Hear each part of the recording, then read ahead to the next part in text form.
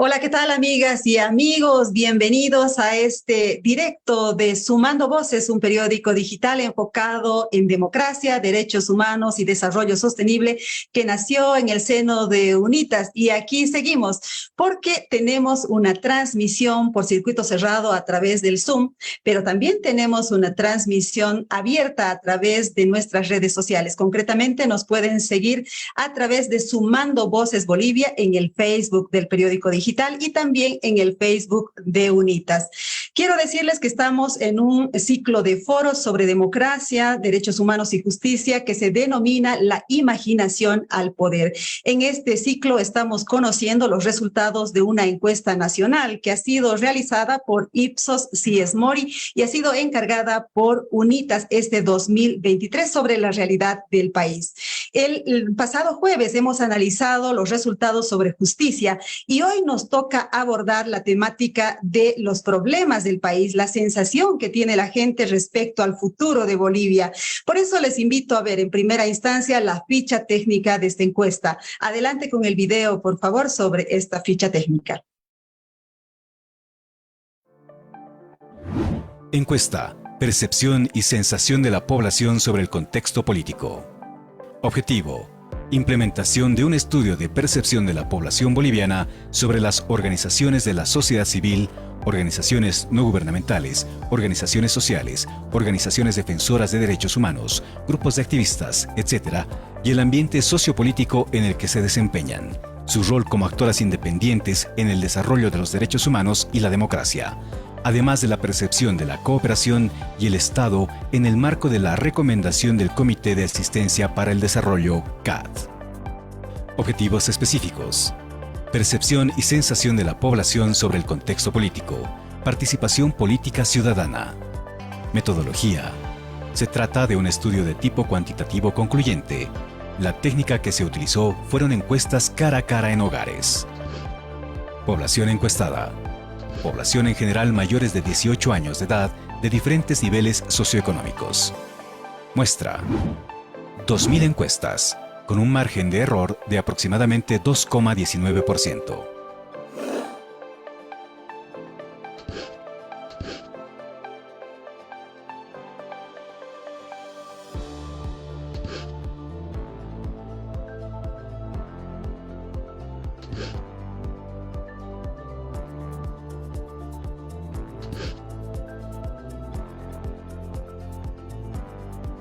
La encuesta se desarrolló en el área urbana de ciudades capitales. 305 encuestas en La Paz, 345 en El Alto, 285 en Cochabamba, 605 en Santa Cruz, 115 en Oruro, 75 en Potosí, 105 en Sucre, 80 en Tarija, 45 en Trinidad y 40 encuestas en Cobija. Esta encuesta fue realizada por la empresa Ipsos Sies Mori por encargo de UNITAS y con el apoyo del ICNL. Amigas, amigos, bienvenidos a quienes se están conectando a este directo de Sumando Voces. Quiero comentarles que no es la primera vez que UNITAS manda a realizar encuestas en el país. Lo viene haciendo desde hace varios años. De hecho, el 2010 y el 2015 mandó a hacer una encuesta respecto a la percepción de la ciudadanía en torno al trabajo de las organizaciones no gubernamentales para lograr un trabajo más efectivo de estas entidades en pro de la sociedad. Luego, el 2020, apenas pasada la crisis del 2019, se mandó a hacer otra encuesta, pero en esta ocasión se decidió ampliar el ámbito de acción para que se preguntara a la gente también sobre el contexto, es decir, sobre la realidad nacional. Y ese tipo de encuesta se ha replicado este año, el 2023, para hablar no solamente del entorno de las organizaciones de la sociedad civil, sino también sobre los problemas del país, que es la temática que nos ocupa hoy en este streaming. Para analizar los datos, y antes de presentar el video de los datos, quiero presentar a nuestros invitados porque tenemos dos analistas de primer nivel que nos van a ayudar a entender los resultados de esta encuesta. En primer lugar, quiero dar la bienvenida a Enrique Velasco Recklin. Él es investigador en desarrollo productivo. Enrique, quisiéramos verte y escucharte, por favor.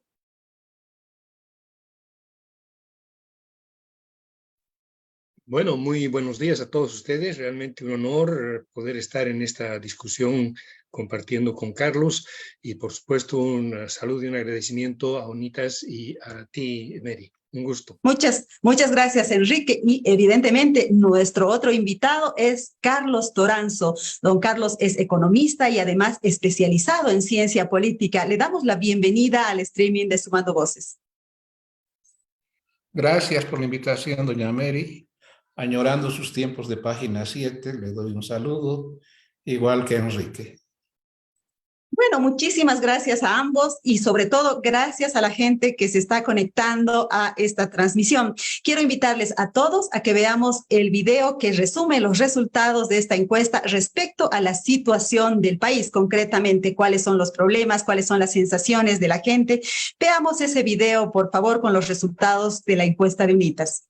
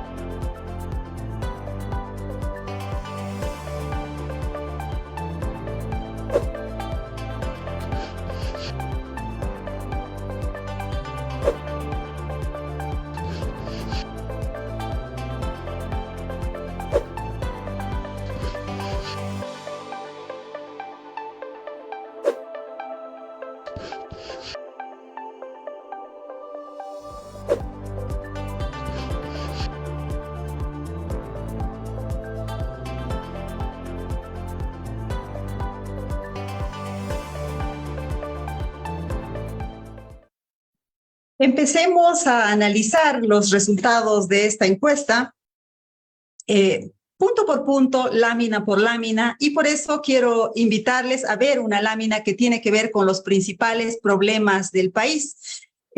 ¿Cómo está percibiendo la gente? ¿Cuáles son los principales problemas que aquejan a Bolivia según esta encuesta de UNITAS? Veamos la lámina, por favor. Como podemos ver, el 34% de los consultados asegura que uno de los principales problemas del país es la crisis económica, el 18% dice que es la corrupción, el 11% el desempleo, 4% identifica al gobierno y a las autoridades como el problema en sí mismos. Y a propósito de esta lámina, quiero comentarles que el presidente Luis Arce ayer hizo una declaración que dice lo siguiente: el tema central es que Bolivia está bien económicamente. Nosotros tenemos la inflación más baja, tenemos una tasa de crecimiento expectante en un momento complicado en la historia mundial. De acuerdo a los organismos internacionales, somos la tercera economía que va a tener un crecimiento en la región. Pareciera que van a contramano la percepción de la gente y la percepción del presidente respecto a la realidad del país. Por eso quiero trasladarle la pregunta en primera instancia a Carlos Toranzo para que nos haga un análisis. Carlos, ¿usted considera que hay crisis en el país? ¿Cuáles son las características de esa crisis?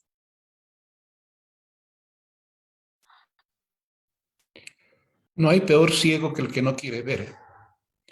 Y la encuesta, de alguna manera, muestra que el presidente es invisible, es eh, prácticamente inexistente. Nos muestran un país extraordinario. La encuesta fue hecha en junio y en junio ya no había dólares. Y los bolivianos pegan su economía al dólar.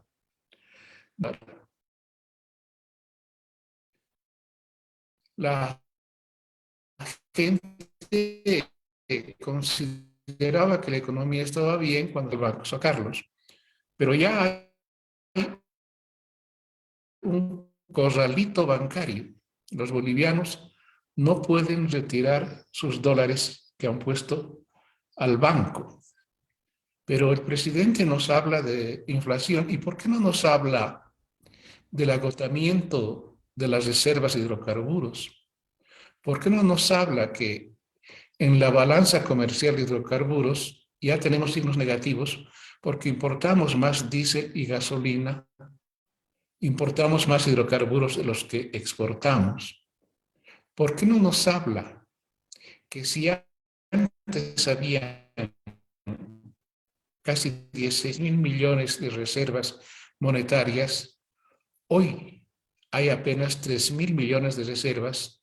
Una parte del oro se ha monetizado y no para invertir, es para pagar gasto corriente. No nos hablan de déficit fiscal, no nos hablan de la imposibilidad de encontrar empleo para los jóvenes, no nos hablan de la dificultad de importar medicinas y cualquier otro bien, porque ante la carencia de dólares se está cortando el suministro de importaciones. Ya faltan medicinas, faltan muchos productos y la gente siente inflación en alimentos, que es lo que le más duele. Entonces es un contrasentido hablar de un milagro. Bien sabemos que ese caja administró de manera pésima la economía.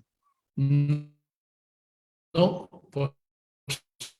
posibilitó las inversión Don Carlos, del boom si me económico permite, en exploración de gas, ni para sembrar recursos en economía. Peor ciego que no. don Carlos, si me permite, tenemos un problema técnico con Hola, el hola. audio. Sí, don Carlos, tenemos un problema técnico con el audio, probablemente tiene que ver con el internet, a veces va y viene, sube y baja. Así es que si me permite, quisiera darle la palabra a Enrique, esperemos que hasta eso mejore la calidad de la conexión. Quisiera preguntarle a Enrique, ¿usted, Enrique, considera que sí existe crisis en el país? Quiero además adelantarles que esta encuesta ha preguntado sobre más de 20 problemas y entre todos esos problemas destaca el tema de la crisis. Por eso es que le lanzo la pregunta a Enrique Velasco Requi. Gracias, Mary. Bueno, creo que Carlos estaba haciendo un excelente, como siempre, trabajo en mostrarnos el gran panorama respecto a todos los temas que lamentablemente se han dejado fuera, digamos, de la discusión en el discurso oficial. Hay un dicho, ¿no?, en términos de este tipo de estadísticas y cosas, que si uno tortura lo suficiente a los números, va a lograr que los números digan lo que uno quiere que digan o van a probar que uno tiene la razón. Yo voy a entrar un poquito en esa lógica de torturar un poco los datos que nos han dado para destacar dos puntos fundamentales, ¿no? Básicamente el hecho de que en realidad, como se muestran los resultados, hay mucho que se podría decir respecto a los efectos que esto tiene en la sociedad, en la economía, en la economía de la gente, ¿no? En el día a día cotidiano. Y por otro lado, que también como medios de comunicación y probablemente como academia, no estamos haciendo lo suficiente para realmente dar a la sociedad una percepción más adecuada de lo que es la realidad y de lo que le importa. Entro a la primera parte. Efectivamente, como tú acabas de mencionar, esta encuesta ha tomado alrededor de 27 temas como posibles ámbitos de problemas para la gente, para la sociedad. De esos 22 o 23 se han escogido estos crisis económica, corrupción, desempleo, como los más importantes, los más relevantes. Pero yo quiero mencionar que en realidad de los 27 o 28 temas, casi todos tienen influencia hacia la economía o la economía tiene influencia en esos temas. Entonces, si uno quisiera ver realmente lo que está sucediendo y cuál es el principal problema, creo que tendríamos que verlo de una manera un poquito diferente. Por ejemplo, en estos 20 problemas que no se han considerado que estarían incluidos en los otros, los que no son los que estamos mencionando actualmente como crisis económica, corrupción, desempleo o el tema del gobierno. Bueno, en los otros 20, muchos de los temas, como el tema de la justicia, el tema de la pobreza, etcétera, son temas que al final del día tienen mucha correlación, mucha relación con el tema de la crisis económica que estamos viendo actualmente, ¿no? Y en este caso, el tema del desempleo es nomás una de las dimensiones en las cuales se expresa, si no necesariamente una crisis económica tradicional, sí el hecho de que la economía no está dando respuesta efectiva a la gente, ¿no? Si sumamos en el caso que tenemos acá, si simplemente sumamos el tema de la crisis económica más el tema del desempleo, vamos a encontrar que respecto al otro paquete de 20 temas que no están identificados porque han sido mencionados muy pocas veces por la gente, bueno, en Potosí, Trinidad y Cobija, por ejemplo, la suma de crisis económica y desempleo son 4 o 5 veces más relevantes que el conjunto, el otro paquete de 20 temas, ¿no? Solamente en La Paz y Oruro, los paquetes, los otros temas que no se mencionan, tienen una relevancia similar a lo que significa el tema de la crisis económica y el desempleo.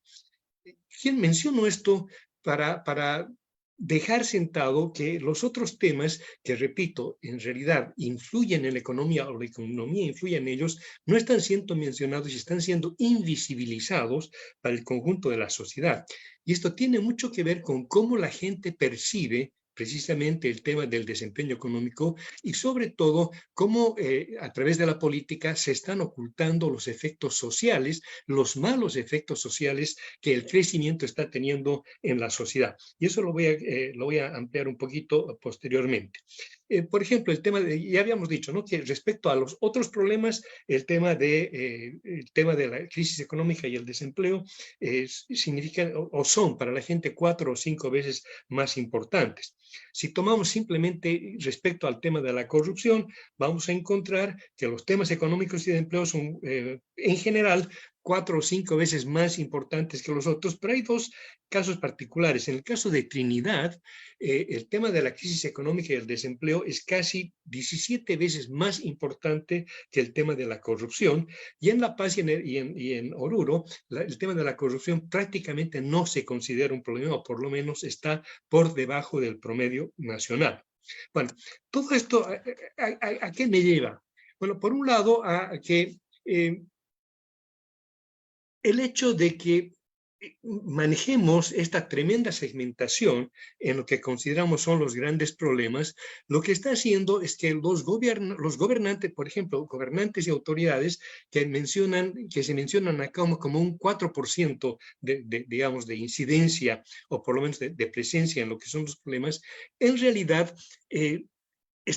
son responsables de todas las políticas que se toman en todos los otros ámbitos, en la economía, en la sociedad, en la política, en la justicia, en el comercio exterior, etcétera, etcétera. Y por lo tanto, los resultados que estamos viendo en la economía al final del día no son pues culpa de que nos falte, por ejemplo, recursos naturales o que los bolivianos sean flojos para trabajar, sino es el hecho de que fundamentalmente el conjunto de las políticas públicas nos están llevando a una economía que prácticamente al persistir en lo que es el extractivismo, ¿no? Que ya lo mencionaba Carlos en su presentación. Bueno, al manejar la economía de la forma como se está manejando, no solamente por este gobierno, sino también por los anteriores, ha hecho que Bolivia, que en 1950 tenía un PIB per cápita, por ejemplo, que era comparable al resto del promedio de América Latina, hoy esté en los últimos países peleándonos los últimos lugares con Haití, Nicaragua y probablemente El Salvador.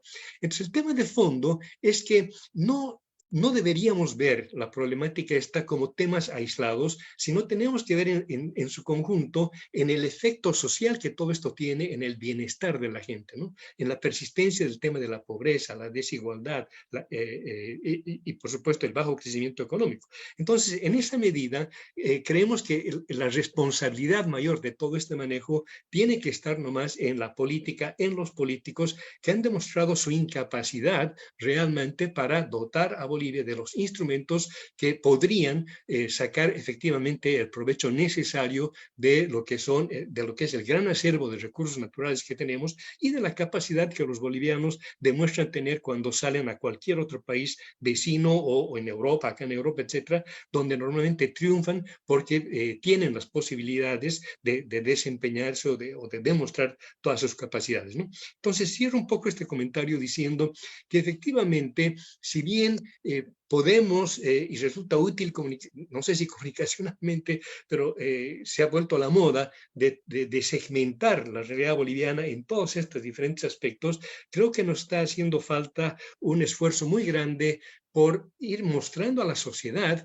cómo todos estos factores están vinculados, cómo entendemos la realidad boliviana cotidiana y cómo este exitismo que se tiene respecto, por ejemplo, a la tasa de crecimiento o a la menor inflación, no son prácticamente nada relevantes para lo que es el bienestar cotidiano de la gente, porque el gravísimo problema que está acumulándose permanentemente como consecuencia de todo esto, y con esto voy a terminar, es que el pobre desempeño de la economía está muy estrechamente vinculado a la precariedad, a la informalidad que tenemos en el empleo, que hoy por hoy hace que el 85-90% de los bolivianos y de los jóvenes que ingresan al mercado laboral básicamente estén condenados bajo el famoso eufemismo de emprendedorismo, ¿no es cierto?, a la autoexplotación laboral y a las actividades que definitivamente son de tan baja productividad que lo único que están haciendo es reproducir permanentemente la pobreza. De ahí entonces que concuerdo con lo que decía Carlos,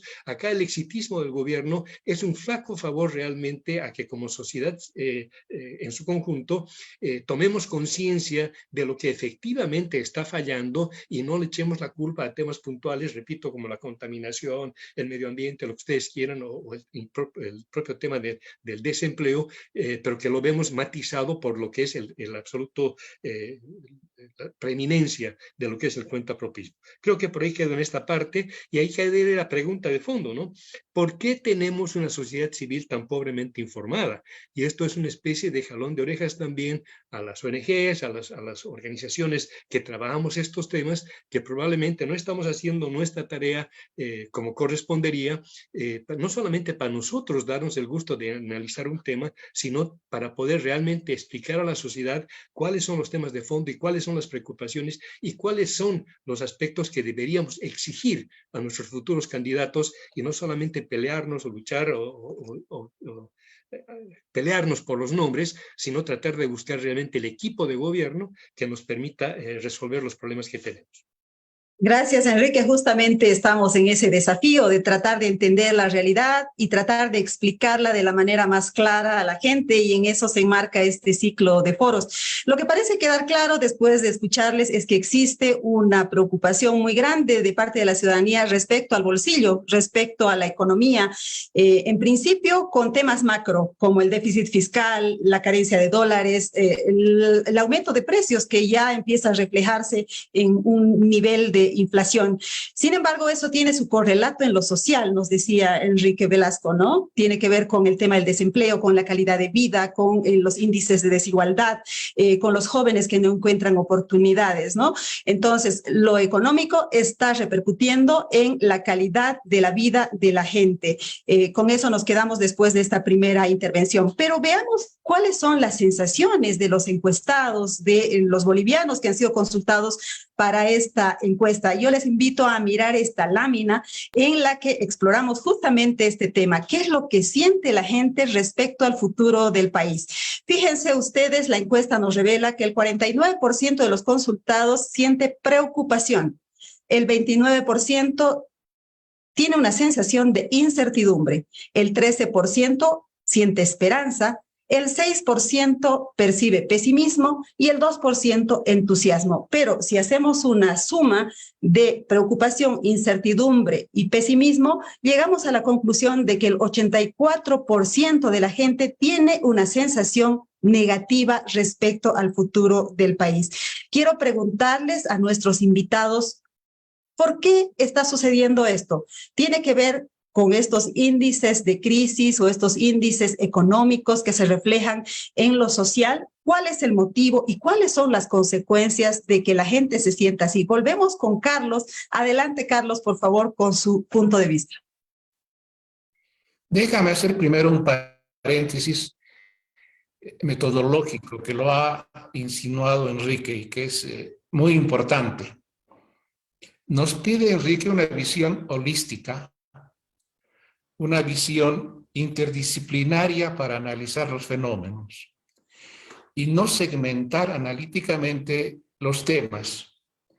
Eso vale oro, quiere decir integrar disciplinas.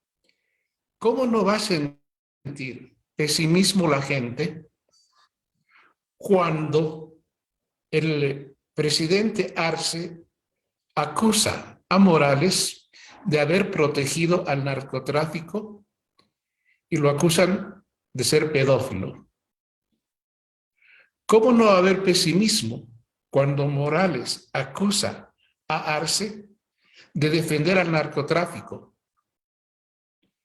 ¿Cómo no va a haber pesimismo cuando se está normalizando la corrupción y el narcotráfico en nuestro país? Claro que tiene que haber pesimismo. ¿Cómo no haber pesimismo cuando una persona se enferma y va al hospital general y tiene que hacer colas de 3, 4, 5 días para que lo atienda algún médico? Y si tiene que operarse, debe esperar por lo menos 1 año.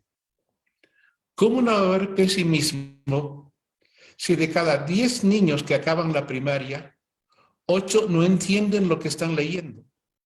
¿Cómo no va a haber pesimismo cuando hay una alta tasa de deserción en secundaria y casi un 40% de deserción en la educación universitaria? ¿Cómo no va a haber pesimismo cuando la gente que vivió la pandemia, familias de 7 u 8 personas, tenían apenas un teléfono celular para toda la familia, para pasar clases virtuales? ¿Cómo no va a haber pesimismo en un país donde no hay banda ancha para que todos puedan acceder con facilidad al Internet? ¿Cómo no va a haber pesimismo con una educación en la cual la reforma Avelino Cignani trata de adoctrinar a la gente, trata de hablar de despatriarcalización, trata de hablar de temas esotéricos y no enseñarles a sumar y los códigos de modernidad? ¿Cómo no va a haber pesimismo cuando se sabe que en el barrio no hay alcantarilla, no hay saneamiento básico? ¿Cómo no va a haber pesimismo cuando se sabe que el agua potable no llega a todas las clases? ¿Cómo no va a haber pesimismo cuando se sabe que la justicia es totalmente penal, cuando la justicia es para ricos y cuando la justicia está ocupada de tapar la corrupción de los ministerios? ¿Cómo no va a haber pesimismo cuando se sabe que la ABC construye caminos básicamente por recibir una coima de quienes hacen esas construcciones. ¿Cómo no va a haber pesimismo cuando se dice que el litio es el futuro y hay un contrato con China que nadie absolutamente lo conoce? ¿Cómo no va a haber pesimismo con ministros, viceministros de tecnología que no tienen internet, no tienen Facebook y no saben manejar el WhatsApp? ¿Cómo no va a haber pesimismo cuando se sabe que los jóvenes de La Paz se van a trabajar a Santa Cruz o prefieren irse al exterior? Quiere decir que la idea de Enrique es totalmente cierta. Pongamos todas estas variables que nos van a dar el resultado de que esa mirada ciega del presidente, esa mirada ciega del gobierno respecto de los problemas exitista, le está haciendo un daño extraordinario al país. ¿Cómo no va a haber pesimismo cuando los funcionarios públicos no saben administrar las competencias que se les entregan? Entonces volvamos a la interdisciplina y veamos cómo la justicia, cómo la inexistencia de check and balance están afectando al funcionamiento económico. ¿Y por qué no lo decimos de una vez? Hay una crisis de valores en el país que afecta a la economía, a la política, a la justicia y a todo, porque se ha normalizado el cinismo, se ha normalizado la corrupción y la mentira. Y es cinismo decir que estamos en un país en jauja. Eso es lo que dice el presidente. Luego de escucharlo, obviamente entendemos por qué la mayoría de los consultados ha dicho que se siente pesimista en la realidad y del futuro del país. Antes de darle la palabra a Enrique, quiero decirles, amigas y amigos, que pueden enviarnos sus preguntas para nuestros panelistas a través del chat o a través de las reacciones que se pueden hacer en las redes sociales. Enrique, ¿cuál es tu percepción? Don Carlos habla de una interdisciplinariedad para entender el problema, es decir, no solamente enfocarnos en las cifras, como tú decías, remitiéndose a tu opinión, sino también enfocarnos en la totalidad de la realidad. Adelante. Bueno, obviamente, por supuesto que es obvio que cualquiera de los factores que afectan a la vida cotidiana de las personas en una sociedad no es unicausal. No es un solo factor. La propia pobreza, por ejemplo, supuestamente es multicausal, ¿no es cierto? O multidimensional, pero probablemente no es tan multicausal. Probablemente las causas de la pobreza están bastante más mejor definidas si nos diéramos el trabajo de verlo así. Pero claramente la situación a la que ha llegado Bolivia, como mencionaba anteriormente, no puede deberse a falta de recursos naturales, no puede deberse a la incapacidad de la gente, tiene nomás que ser consecuencia de las malas políticas que que se han venido ejecutando a lo largo de todos estos años. Y por supuesto, el responsable no es una persona, no es solamente el presidente, sino los equipos con los que se ha gobernado, ¿no? Entonces, ahí es, repito, el desafío que tenemos de mirar la realidad desde una perspectiva de realismo crítico que nos permita no ver simplemente relaciones individuales de causa y efecto, sino los mecanismos por los cuales todos estos factores interactúan y van gestionando, van generando flujos de relaciones que son los que configuran la realidad que vivimos, ¿no? Es decir, si no entendemos los mecanismos, difícilmente vamos a resolver nada viendo solamente algunos de los factores que contribuyen a esto. Y si me permites, voy a mostrar una pequeña transparencia al respecto con la que quisiera ilustrar. No sé si puedo compartir pantalla. Adelante, por favor, Enrique. Ok. ¿La pueden ver?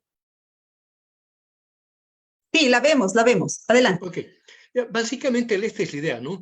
Aquí estoy tomando 8 temas, también podría haber tomado los 30 o 40, pero podemos ver, por ejemplo, que si nos estamos concentrando en el tema de economía, esto está vinculado al tema del manejo de la información en el gobierno, a cómo se maneja la justicia, a los derechos humanos, a la corrupción, a la polarización y la confrontación. La economía, uno de los resultados concretos de la economía es, por supuesto, la calidad del empleo o el desempleo, y el desempleo es el caldo de de gestación de la violencia intrafamiliar, del alcoholismo, etcétera, etcétera. Entonces, la realidad es un paquete mucho más complejo de lo que nos han acostumbrado los gobiernos, que nos quieren hacer ver el gobierno como segmentado en áreas diferentes que se manejan como reinos chiquitos, ¿no? No, tenemos que entender, tenemos que hacer entender a nuestros políticos que vean la realidad tal como es y no traten de hacernos ver lo que ven a través de sus cegueras, ¿no? Cegueras ideológicas, donde el color del gato es lo que importa y no si cazan los ratones, la ideología, la ceguera política que los lleva a suponer que lo importante es lo que está haciendo crisis en este momento y no necesariamente los resultados que se van a ver dentro de 20 o 30 años. En ese sentido, este gobierno es uno de los pocos en la historia boliviana, creo que el único, que está durando lo suficiente como para empezar a cosechar los errores que se van cometiendo. Eso normalmente no sucede en periodos democráticos donde se alternan los gobiernos de 4 o 5 años, porque el nuevo gobierno lo único que va a tratar de hacer es parchar un poco el problema que tenía antes, y el que causó el problema normalmente va a pasar desapercibido a la historia de por siempre. En cambio, ahora sí tenemos un gobierno que está empezando a cosechar los problemas de los errores que ha cometido al principio, ¿no? Pero eso no es normal que suceda, y por lo tanto necesitamos tener como sociedad esa mirada de largo plazo que nos permita realmente ir entendiendo qué es lo que sucede. Bueno, con eso es un poco el mensaje que quería dar por ahí, pero para cerrar un poco el tema, yo voy a aprovechar el tema que estamos tocando en este momentito para tocar algunas curiosidades que también salen en la encuesta, ¿no? Por ejemplo, si comparamos globalmente los 3 temas que tú has mencionado, que tienen que ver con la incertidumbre, la preocupación y el pesimismo, efectivamente, en general, estos 3 factores superan en una relación de casi 6-1 a lo que son los factores de optimismo, ¿no? De esperanza y de optimismo en general. Sin embargo, cuando uno ve 1-1 lo que son las votaciones que hay, por ejemplo, para esperanza respecto a las votaciones que hay para pesimismo, resulta que la votación para esperanza es en promedio de alrededor del 13% de los votos, y la de pesimismo es de 6% de los votos. Es decir, parecería que en ese extremo hay más optimistas que pesimistas. Claro, cuando después vemos el tema, por ejemplo, de lo que significa ya el pesimismo, la preocupación, por supuesto que esto se acumula y lo supera ampliamente. Pero ese dato, por ejemplo, es interesante de ver que si analizamos la relación entre optimismo, pesimismo, preocupación, etcétera, por ejemplo, los niveles ¿cómo se llama? Los niveles socioeconómicos, vamos a encontrar que los niveles socioeconómicos altos, de ingreso alto o medio alto, resulta que tienen el mayor nivel de preocupación, de pesimismo y de incertidumbre, en tanto que los niveles socioeconómicos más bajos resulta que son los sectores que tienen más optimismo, ¿no es cierto?, y menos preocupación. Aquí hay una serie de temas que, bueno, sería interesantísimo poder desarrollar, pero que nos tienen que llevar a pensar si, por ejemplo, los más pobres de los bolivianos ya no tienen casi nada que perder, y por lo tanto prácticamente no les atemoriza, no les preocupa el futuro, porque tampoco ven mucha esperanza en el futuro. No quieren ser optimistas, pero no ven cuánto peor les puede ir, de tal manera que lo único que muestran es un optimismo hacia adelante. En tema de hombres o mujeres, las mujeres están más preocupadas que los hombres, se sienten más vulnerables hacia adelante, y cuando vemos en los rangos de edad, encontramos que, por ejemplo, el grupo de 18 a 25 años es el segmento que mayor pesimismo en general tiene, ¿no? Pero los menos preocupados en este caso resultan ser los mayores de 40 años, ¿no? Entonces, aquí hay datos que realmente valdría la pena reflexionar sobre qué es lo que está motivando a que las personas se pronuncien como aparentemente se están pronunciando en esta en esta encuesta, ¿no? El nivel socioeconómico, repito, por ejemplo, lo que dan los datos para los niveles de ingresos bajos y medios bajos y bajos son muy comparables a la votación general que se tiene, por ejemplo, en el Alto o en Oruro, lo que te da, podría asociarse con el hecho que en el Alto o en Oruro el nivel socioeconómico dominante es nomás el nivel bajo y medio bajo, ¿no? En fin, hay varios otros aspectos que valdría la pena destacar, pero repito, esto es como que torturar un poquito los números para tratar de sacar reflexiones o conclusiones que probablemente yo las tengo en mi subconsciente y que no necesariamente están diciendo esto los datos, ¿no? Bueno, dejo ahí para entrar al tercer tema. Pero en todo caso, gracias por el intento de explicar esos datos, porque evidentemente la encuesta nos presenta números fríos, pero ya es tarea de nosotros, de nosotras, analizar esos resultados, qué es lo que nos está queriendo decir la gente con esos números.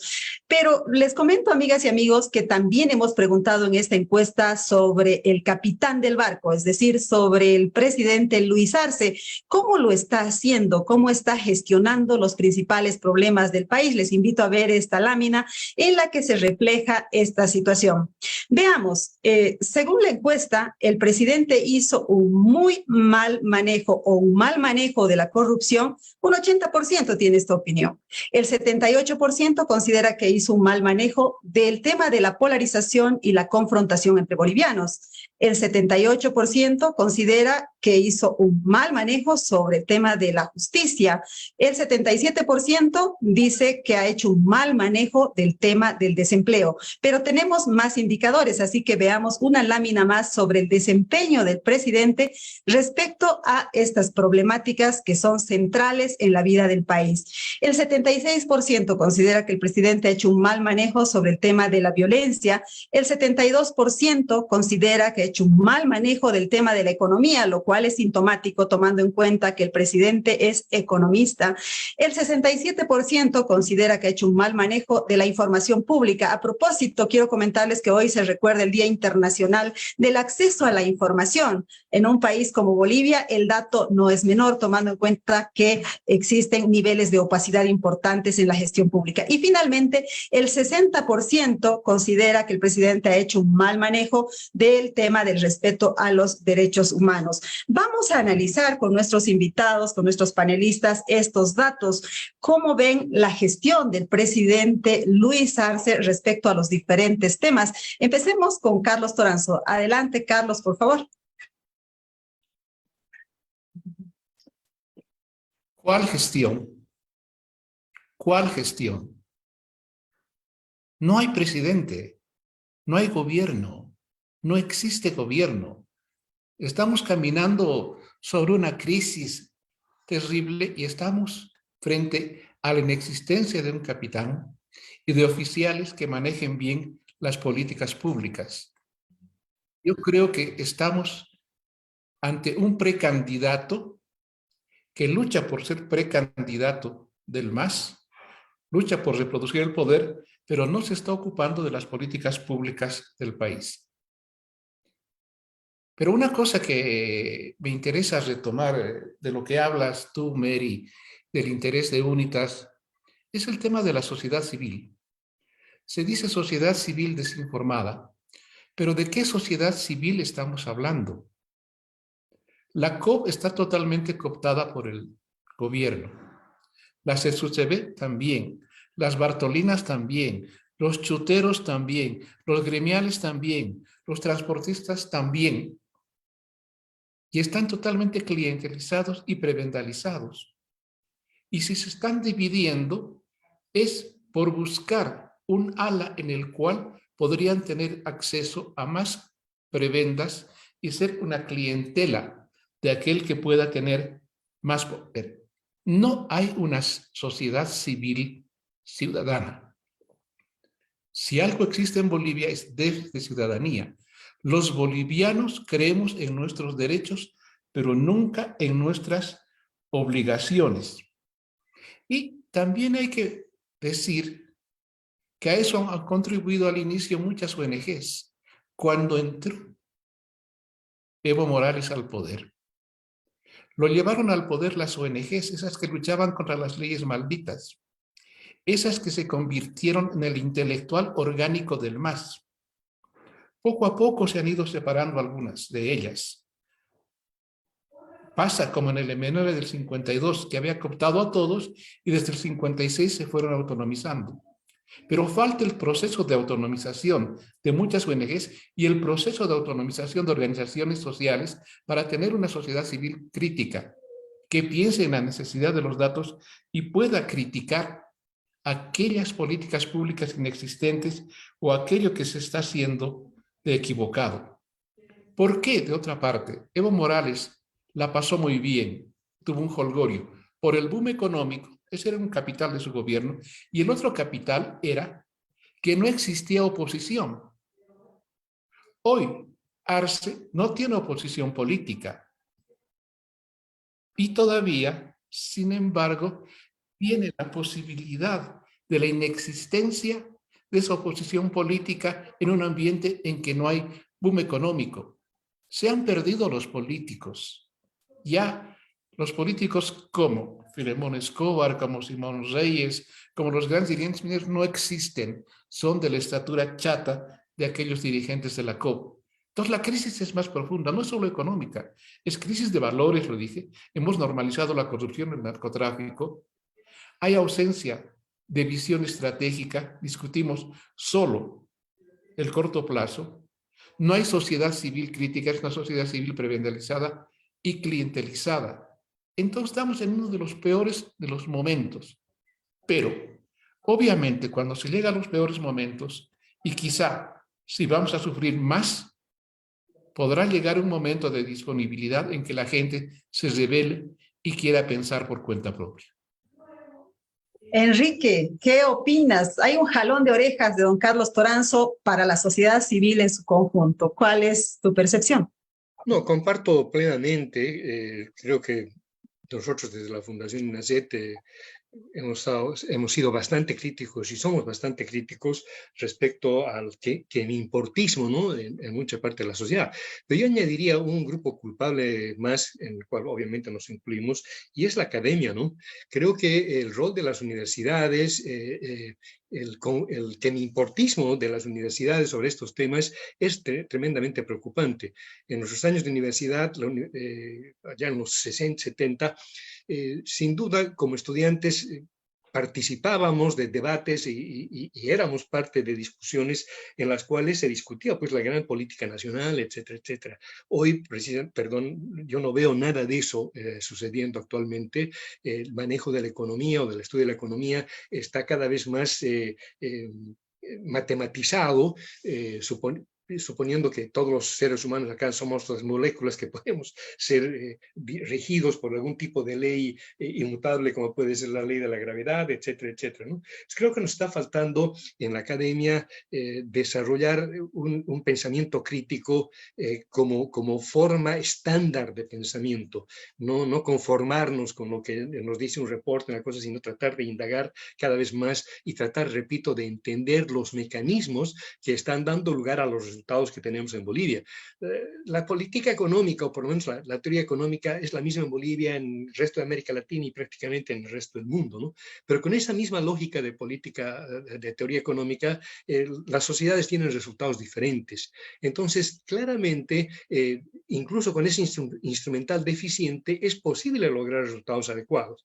Si nosotros nos preguntamos por qué nosotros los bolivianos, repito, hemos retrocedido en los últimos 70 años del promedio de América Latina a la cola de América Latina, pues nuevamente quiere decir que hemos ido tomando malas decisiones. ¿Quiénes deberían implementar las soluciones correctas? Por supuesto son los políticos, pero detrás de cada político, por supuesto que hay economistas. Entonces también hay una corresponsabilidad de la academia al tipo de políticas que hemos venido adoptando, ¿no? Y si uno tiene la relación a nivel de posgrado con estudiantes de economía, etcétera, nos damos cuenta, repito, que esa mirada más crítica más humana, más compleja de la realidad está ausente y nos dedicamos a tener modelos cada vez más simplistas que precisamente nos ayudan a ir segmentando la realidad. Y eventualmente, como estamos comentando ahora, también vamos individualizando las responsabilidades en el líder, ¿no? Entonces, de alguna manera incentivamos el caudillismo al focalizar solamente los errores o la responsabilidad en el presidente actual. Lo que estamos haciendo es un poco fijarnos, bueno, en sustitución de Arce, ¿quién viene? ¿Viene Evo? ¿Viene Mesa? ¿Quién viene?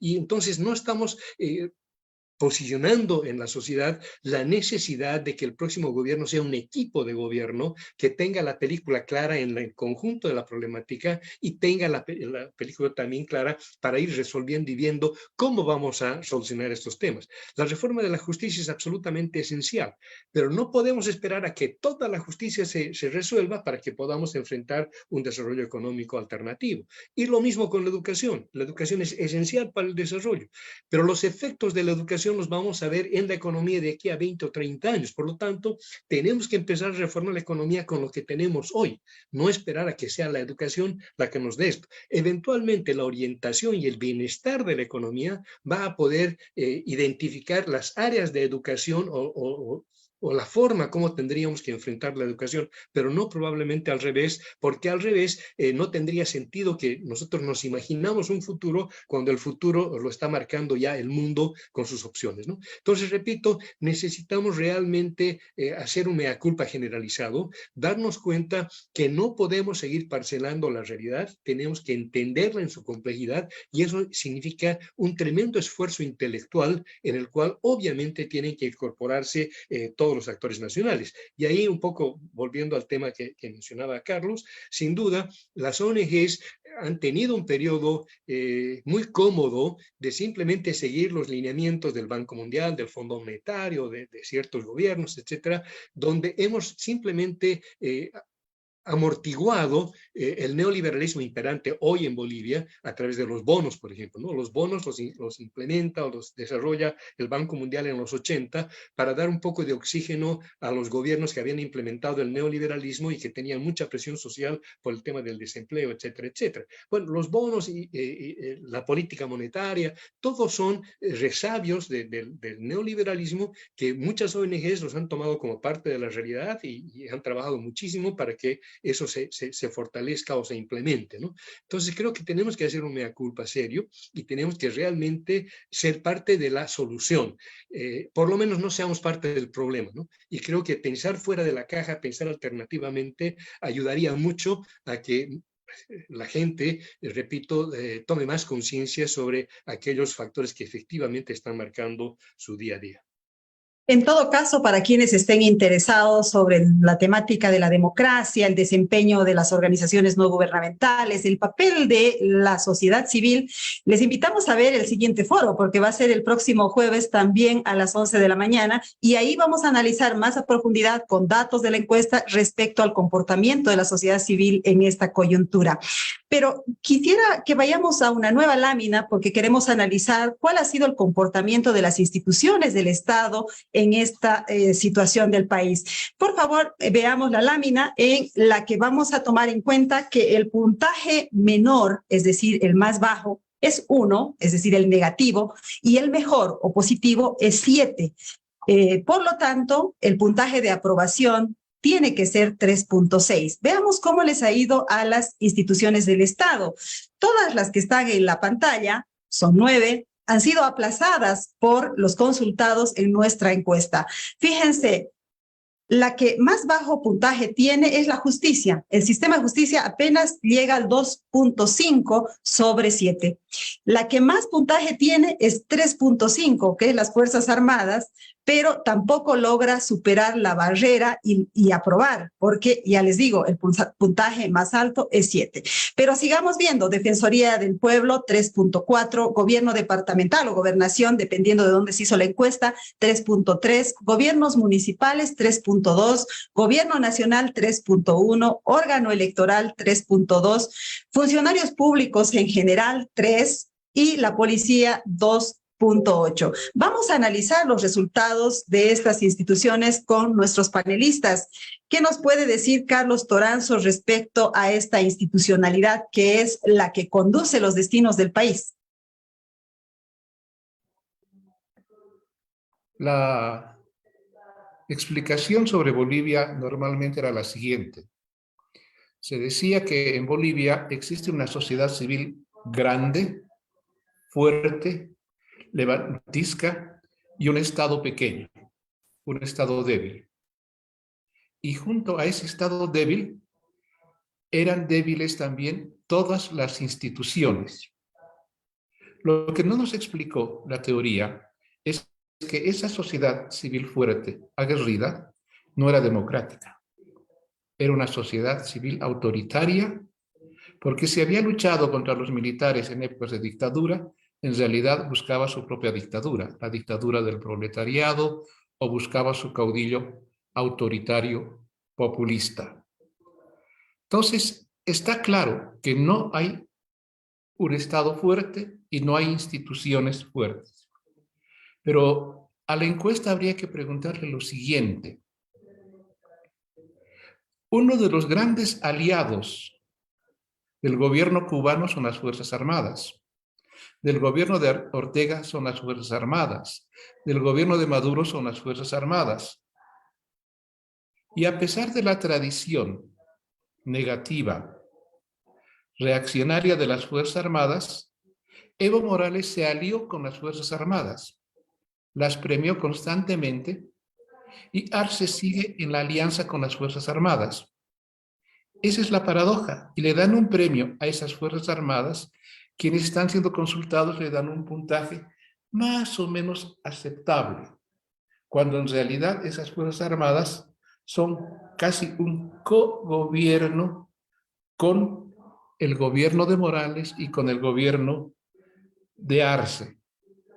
Pero si así están las instituciones de débiles, hay que pensar ahora, levantando la cabeza, ya esto está mal y que tenemos que mirar hacia adelante.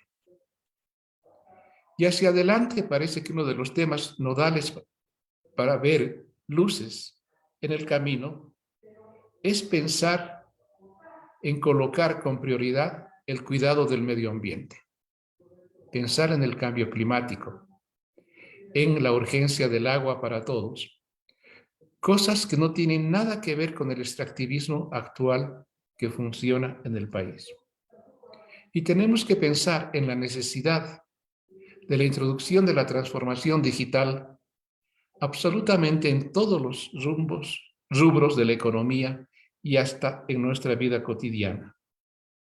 Y trabajar con más certeza y profundidad los temas de género. Y obviamente, en la transformación digital está escondida una cosa que es fundamental, la importancia de la educación. En la educación, valorando 3 temas que son nodales: la formación en matemáticas, la formación en lenguaje y en biología, porque eso le abre caminos absolutamente a todos. Y en Bolivia, los estudiantes no saben matemáticas, no saben comunicarse entre sí y saben cero de biología. Pero hay que pensar en esos temas que son de futuro, a pesar de las instituciones débiles que poseemos. Enrique, ¿qué está pasando con la institucionalidad? ¿Por qué esa nota de aplazo para prácticamente todos? Bueno, te digo francamente, en mi opinión, creo que la gente ha sido muy generosa con muchas de esas instituciones, ¿no? Porque Fuerzas Armadas 3.5, Defensor del Pueblo, etcétera, etcétera. Bueno, me ha sorprendido ese tipo de calificación. A ver,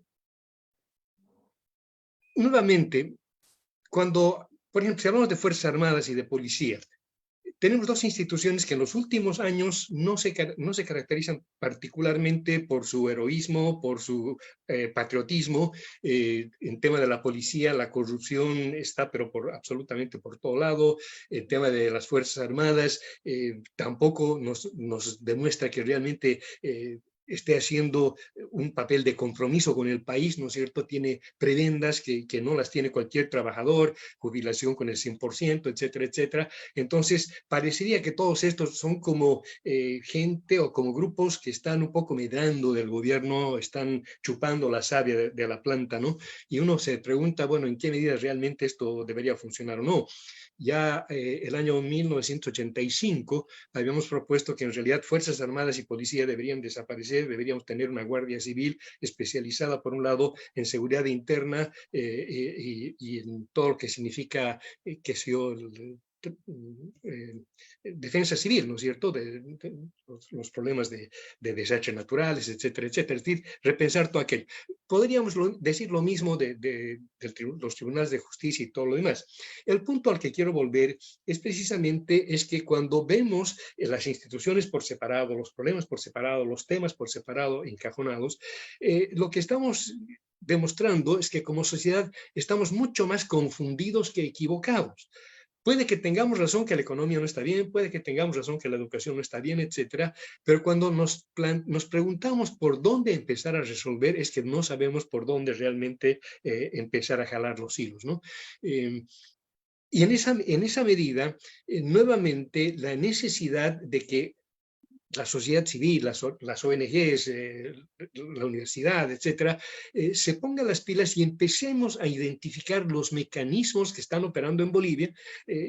¿Qué significa realmente, por ejemplo, el tipo de cambio en términos del contrabando? ¿Qué significa el contrabando en términos del ahogo, la asfixia a la producción nacional? ¿Qué significa la asfixia a la producción nacional en la generación de empleo de calidad? En fin, si no vemos más o menos ese paquete grueso y con esa visión de realismo crítico, difícilmente vamos a poder precisar el mecanismo, y si no precisamos el mecanismo, nunca vamos a saber con qué prioridades tenemos que enfrentar estos temas.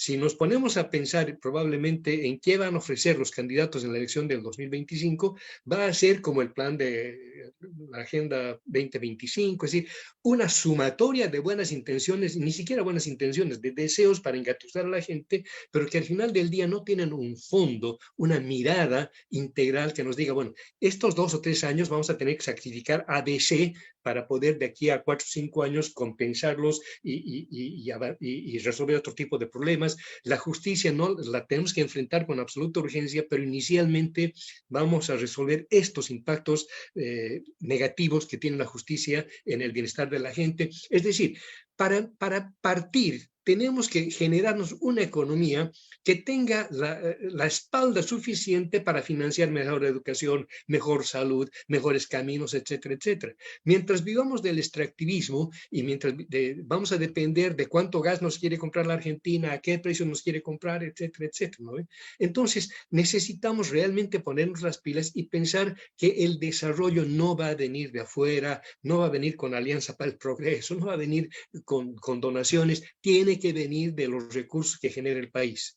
Y los recursos que genera el país van a depender primero de diversificar la economía, mejorar la calidad del empleo, mejorar la productividad y mejorar la gestión pública de tal manera que no desperdiciemos los recursos haciendo las barbaridades que hemos venido haciendo en los últimos años, el desperdicio que hemos hecho en Bulo Bulo, hemos gastado $1.000 millones prácticamente, yo obviamente no creo que nunca ha funcionado más allá del 40%, pero de ese $1.000.000 que ha figurado como inversión pública en el país, resulta que por lo menos 950 se han ido a Corea en términos del diseño de la fábrica, la construcción de los equipos, el acero utilizado, hasta los barcos que han traído a la planta de Bulo Bulo han sido barcos coreanos. El aporte de Bolivia no ha sido más de 40-50 millones de dólares probablemente en ladrillo y cemento, ¿no es cierto? Entonces no podemos seguir haciendo ese tipo de cosas, tenemos que ser mucho más capaces de pensar dónde realmente utilizamos los pocos recursos para generar mayor capacidad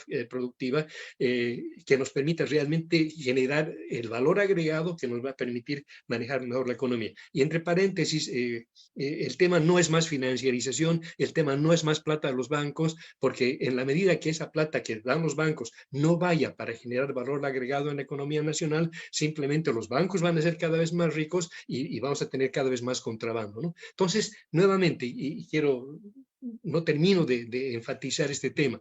Necesitamos mirar la realidad del país como efectivamente es, no como nos muestra la teoría económica, no como lo discutían los políticos, ¿no es cierto?, sino como efectivamente es. Y ese es un trabajo que lo tiene que hacer, lo tenemos que hacer desde la sociedad civil, porque quienes manejan hoy el gobierno, quienes manejan hoy los sistemas universitarios, son nomás gente vinculada a ciertos intereses que no es que los venimos arrastrando en los últimos 50, 60 años y claramente no tienen la capacidad de darnos las respuestas, ¿no? Entonces, hoy, como sociedad, estamos más confundidos que equivocados y el primer paso es tratar de salir de la confusión para entender cuáles son las prioridades y a partir de ahí podremos saber qué es primero, ¿no es cierto? Ese es el tema fundamental cuando tienes recursos escasos.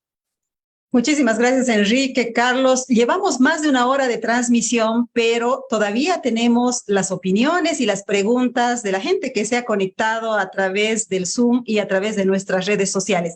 Así es que vamos a empezar a darles la palabra. Tengo aquí un comentario para empezar de Edgar Valdés que dice, se olvidó Carlos, hay pesimismo porque no hay políticos honestos, no hay oposición, no hay propuestas importantes, solo hay reciclaje de corruptos con alguna rara excepción. Erika Meneses Aguilera nos dice, pienso que todo lo que dijo el panelista es cierto, pero esto no es en este gobierno nomás de turno. Esto siempre fue así en anteriores gobiernos y con el gobierno del señor Evo Morales sí hubo muchos cambios como también corrupción. Ahora se ve más la corrupción y la falta de acceso a la tecnología en las entidades públicas para poder acceder a las atenciones de más necesidades del pueblo. Estamos pasando por lo informal, todo es contrabando informal, el desempleo es notorio y con bajos salarios y por prebendas. Ahí dejamos ese comentario y quiero ir con una pregunta de Mauricio Alcérreca. Mauricio nos dice, desde un enfoque de realidad crítica y más allá de las pésimas gestiones gubernamentales, ¿no creen que las causas estructurales de los problemas en Bolivia están relacionados con el modelo económico extractivista, régimen político hiperpresidencialista y centralista, 40 años de procesos de democratización débiles y una sociedad poco intercultural con tendencias peligrosas hacia una exclusión y polarización social insalvable? Creo que en estos puntos Bolivia vive aplazándose desde siempre. Le damos la palabra en primera instancia a Carlos Toranzo para que responda a esta pregunta de fondo sobre el país.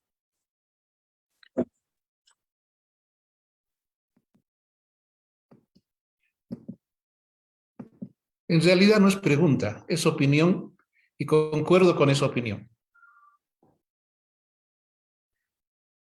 Muy bien, Carlos, muchísimas gracias. Concuerda con Mauricio Alcérreca que habla de varios temas que tienen que ver con el modelo, tienen que ver con la visión de país finalmente. Enrique, ¿tú quisieras replicar o comentar algo respecto a la pregunta de Mauricio? Bueno, añadir simplemente, ¿no es cierto?, que el modelo extractivista perdura en el país porque es obviamente el principal instrumento que tienen los gobernantes para mantenerse en el poder, ¿no?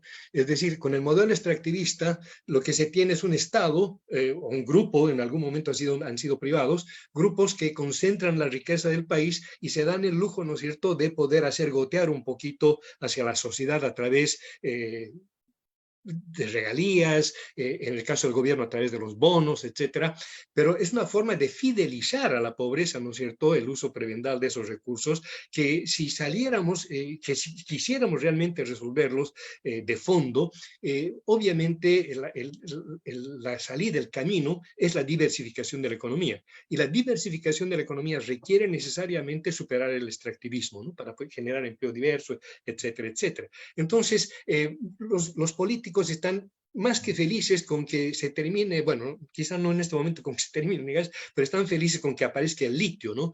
Y si termina el litio estarán pensando en alguna otra cosa. ¿Por qué? Porque esa es la forma, repito, de mantenerse el poder a través de una teoría del goteo, ¿no es cierto?, que totalmente neoliberal, pero además a través de la discrecionalidad que el presidencialismo extremo, el caudillismo extremo, le da a los gobernantes para hacer con el erario nacional su hacienda y hacer lo que les da la gana. Y eso es lo que hemos vivido en los últimos 20 años. Repito, creo que ha sido ya el ejemplo máximo del desperdicio dispendioso de los recursos nacionales, ¿no? Los 50, 60 mil millones de dólares que han ingresado en ese periodo nos deberían haber servido para realmente sentar las bases de una Bolivia mucho más inclusiva, mucho más productiva, mucho más preparada para enfrentar el siglo XXI de lo que tenemos hoy. Realmente a lo que hemos llegado hoy con los grados de confrontación, en fin, no quisiéramos repetir todo el rosario de temas, pero efectivamente es un periodo que no solamente ha sido perdido en algún sentido, sino que ha significado retroceso en muchos aspectos, comparando, ¿no?, los recursos que teníamos disponibles en ese momento respecto a lo que teníamos disponible en el pasado, lo cual no quiere decir que los gobernantes del pasado lo hubieran hecho mucho mejor de lo que hemos tenido hasta ahora. Otro de los temas que toca Mauricio Alcerreca tiene que ver con el hiperpresidencialismo y aprovechando que lo tenemos aquí a Carlos Toranzo, quisiera preguntarle o pedirle una reacción al respecto, tomando en cuenta que hace poco un tribunal de la paz decidió que la Asamblea Legislativa no puede interpelar ministros. ¿Qué significa eso para el país? Tenemos un poder legislativo que no está pudiendo cumplir una de sus funciones. Usted hablaba de los check and balance en su presentación inicial.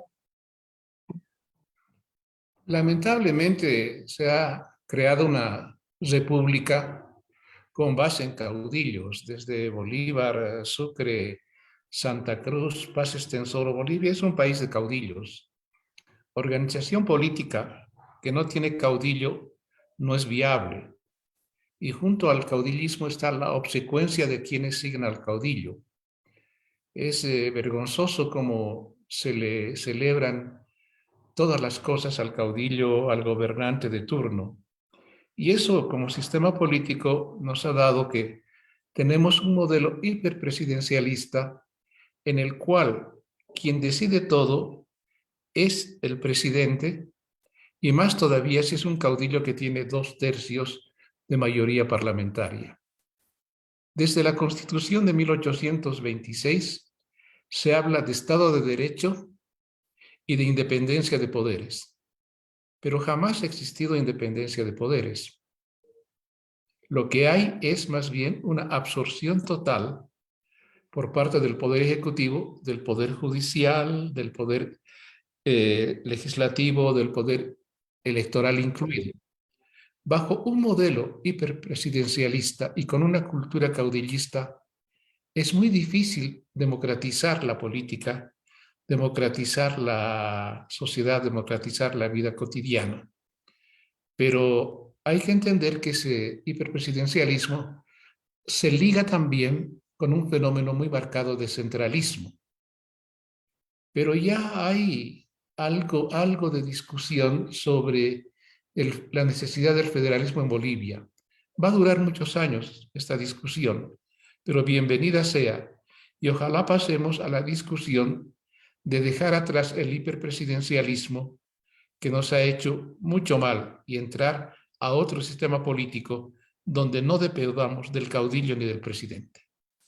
Quisiera leer el comentario de Miguel Aranda, que dice, varios puntos son pertinentes como crítica real a la situación general. No obstante, al doctor Toranzo todo le parece mal, sin acordarse cómo fueron las cosas en los tiempos del MNR y los partidos del Pasanacu de 30 años. Aún así, no cabe duda que hay que seguir trabajando en la concientización de la necesidad de reflexionar sobre las diferentes lecturas que se hace de la realidad, donde cada quien dispara a su lado en miradas inmediatistas hacia adelante y bastante y conservadoras vacías hacia atrás. No sé si quiere reaccionar, don Carlos, o...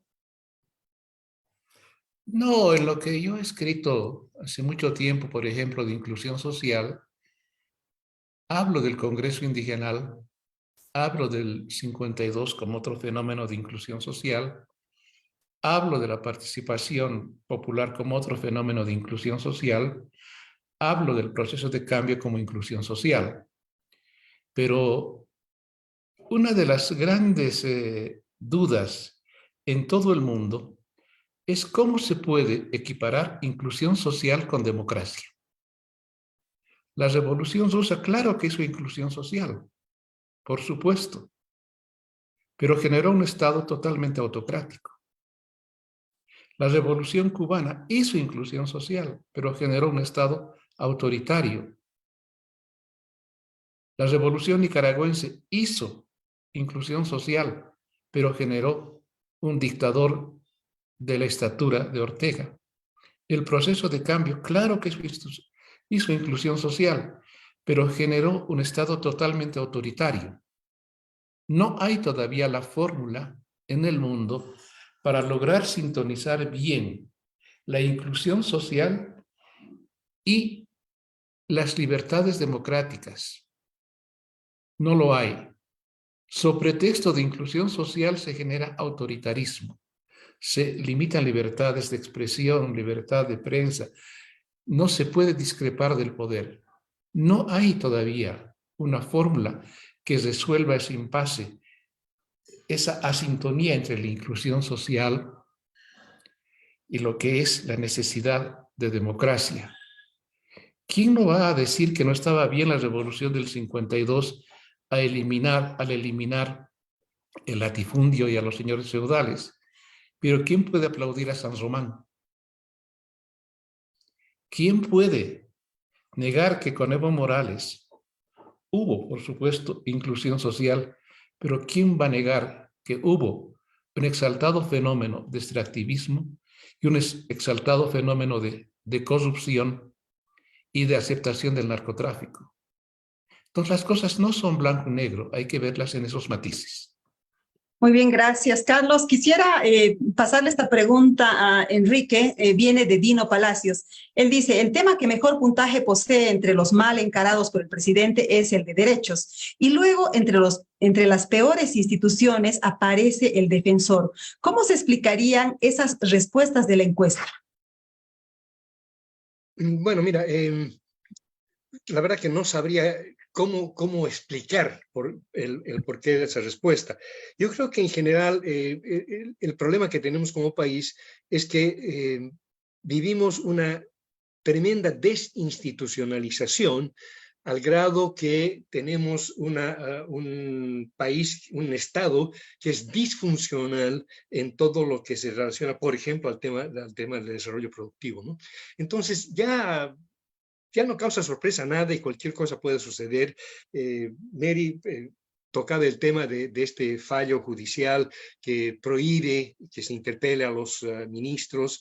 Y es algo que a mí me tiene absolutamente sorprendido. No puedo entender que eso pueda suceder en una sociedad en Bolivia, porque si bien los ministros están ahí para cumplir un trabajo, entre sus responsabilidades está responder al Parlamento en cualquier petición de informe, interpelación que tenga. Es decir, es una de sus obligaciones. Y por otro lado, es una obligación de los parlamentarios ejercer la vigilancia y la fiscalización del gobierno. Por lo tanto, este fallo lo que estaría haciendo es impidiendo que los parlamentarios cumplan con su trabajo. Entonces, de repente, los parlamentarios tendrían que reclamar a este juzgado, a esta decisión legal, en términos de que les están quitando el derecho a trabajo también a ellos, ¿no? Entonces, es decir, hemos llegado a tal nivel de contradicciones en las decisiones, en las normas, en los comportamientos, que ya cualquier cosa puede suceder y es muy difícil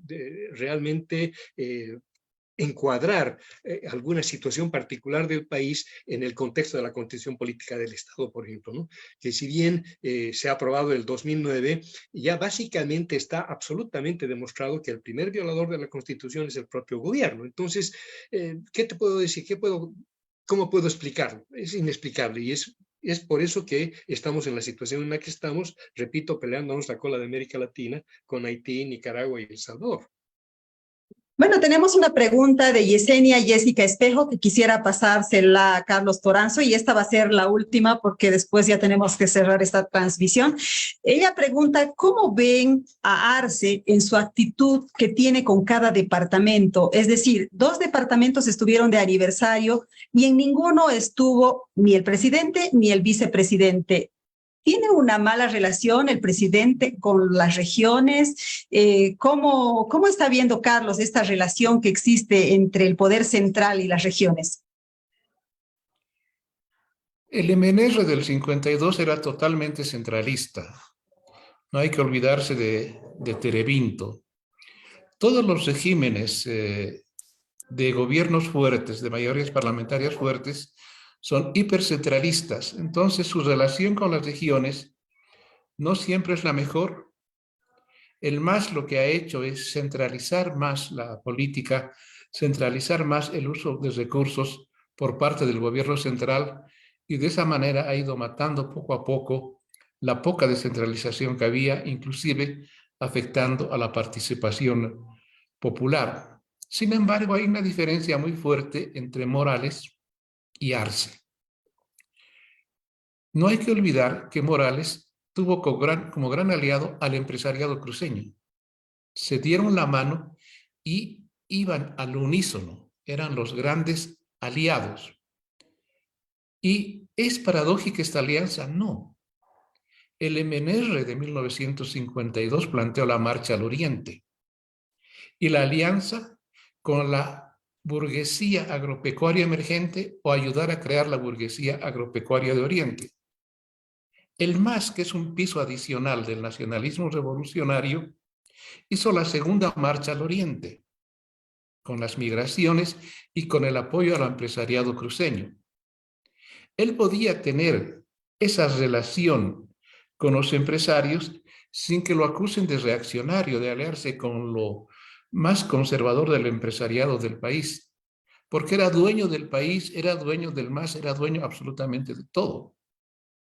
Arce por ahora es un inquilino, y para legitimarse ante las bases del MAS, tiene que mostrarse más radical que Evo Morales, ser más anticruceño que Evo Morales, ser más empresarial que Evo Morales. No en vano tiene preso a Camacho. Y por eso es esta relación conflictiva entre el presidente Arce y aquellas regiones que no adhieren al MAS. Pero hay que pensar que si esto sigue así, le perjudica al país. En su momento Evo Morales se dio cuenta. Cuando atacaba mucho al empresariado cruceño, logró entender que la carne, la soya, los huevos se producen en Santa Cruz, y tener una mala relación con Santa Cruz generaba un problema alimenticio en el país. Llegará algún momento a Arce de comprender la necesidad de sus empresarios y tener una mejor relación con ellos. Pero ahora, como está en campaña, tiene que ser o mostrarse más radical que Evo Morales para legitimarse ante las bases del MAS. Muchísimas gracias, Carlos, por esa respuesta. Hasta aquí vamos a llegar con esta transmisión, pero quiero hacer un pequeño resumen de lo que hemos dicho respecto a la encuesta. Primero, que la mayoría de los consultados considera que el principal problema del país es la crisis económica. Segundo, hay una sensación de preocupación, de pesimismo, de incertidumbre respecto al futuro del país. Eso en la mayoría de los consultados. También existe una percepción de que el presidente está haciendo un mal manejo de los principales problemas del país, entre ellos el problema económico. Y por otro lado, hemos visto que 9 instituciones del Estado tienen una calificación de aplazo respecto a su gestión. Esos son los 4 temas que hemos puesto en la mesa y que gentilmente Carlos Toranzo y Enrique Velasco han aceptado analizar con la gente que nos sigue a través de nuestras transmisiones. Quiero despedirme de ellos y agradeciéndoles por esta deferencia, por esta atención de estar con nosotros analizando los resultados de la encuesta. Carlos, muchísimas gracias, muy amable por participar en este foro. Mary, gracias a ti, a UNITAS y a todos los amigos que tienen el coraje de oírnos. Y gracias, Enrique, por estar con nosotros. Sabemos que estás en el exterior, pese a eso has tenido la gentileza de conectarte y hacer este análisis para Sumando Voces y UNITAS. No, gracias a ti, Mary, gracias a UNITAS, gracias a toda la gente que, como dice Carlos, han tenido el aguante de estar con nosotros todo este tiempo, y pues a tus órdenes para cualquier otro momento. Un abrazo. Muchísimas gracias a ustedes, amigas y amigos, también por habernos seguido en esta transmisión. Quiero comentarles que la próxima semana, también en jueves a las 11 de la mañana, vamos a analizar otra parte de esta encuesta nacional que tiene que ver con la democracia. Vamos a estar a días nada más de celebrar un aniversario más de la democracia y creemos oportuno hablar de este tema, pero además del entorno para la sociedad civil. ¿Cómo está este entorno? ¿Es amigable? ¿Es favorable? ¿Cuáles son los problemas? Quedan entonces invitadas a participar de nuestro foro la próxima semana, el jueves a las 11 de la mañana. Muchísimas gracias por seguirnos. Buenas tardes.